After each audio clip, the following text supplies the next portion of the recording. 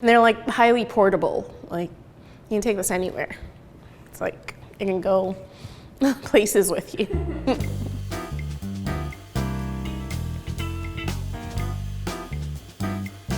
I'm Yewande. I'm a cooking writer for the New York Times, and I'm making shrimp and corn fritters.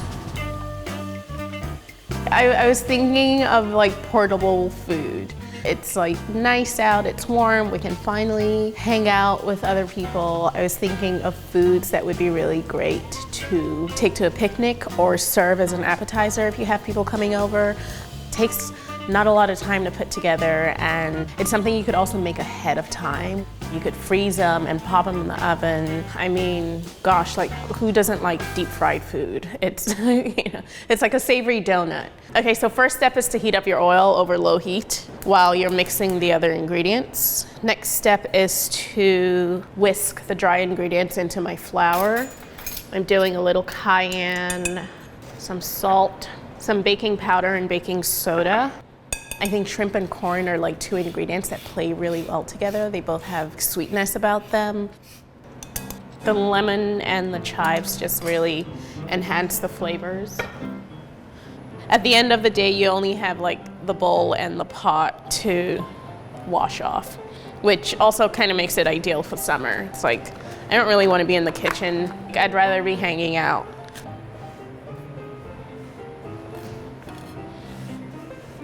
I'm going with fresh corn because it's in season, but you can definitely use frozen corn, or you could use canned corn if you drain it.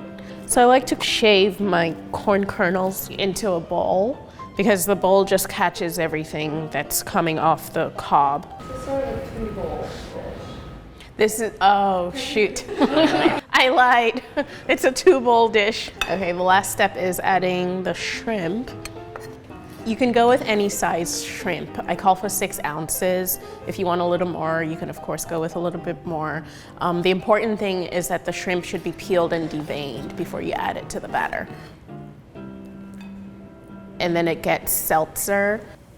In this recipe, I included seltzer because I wanted them really crispy, and I was doing some research, and seltzer is something that makes batter really crispy when you fry it.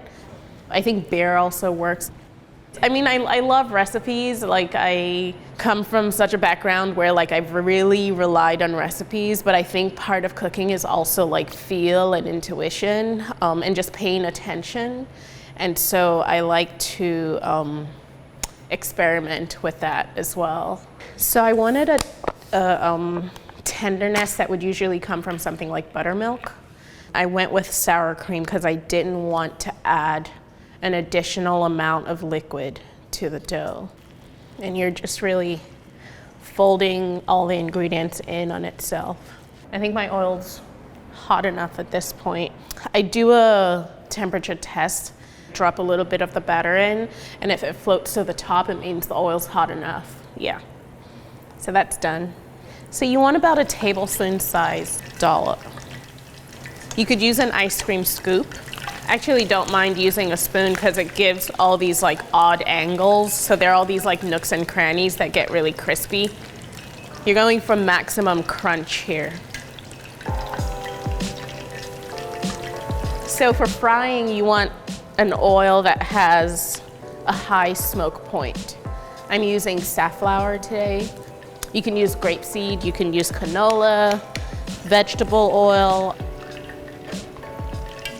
They're not gonna get like deep golden brown. You're going for like a light golden brown because you also don't want to overcook the shrimp.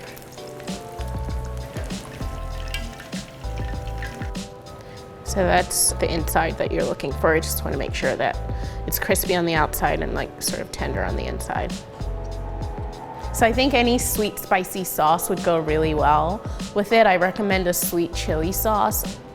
But I think an aioli would also go really well with this, or remoulade would go really well with this. So you could play around with whatever side sauces you use. To finish it, I'm just gonna squeeze with a little bit of lemon. I don't know if you could hear it, but it's really crunchy. For some reason, summer to me is like finger food, greasy fingers. You're always looking for like a wet thing to like wipe your fingers on. Yeah, just great picnic food. Great all around.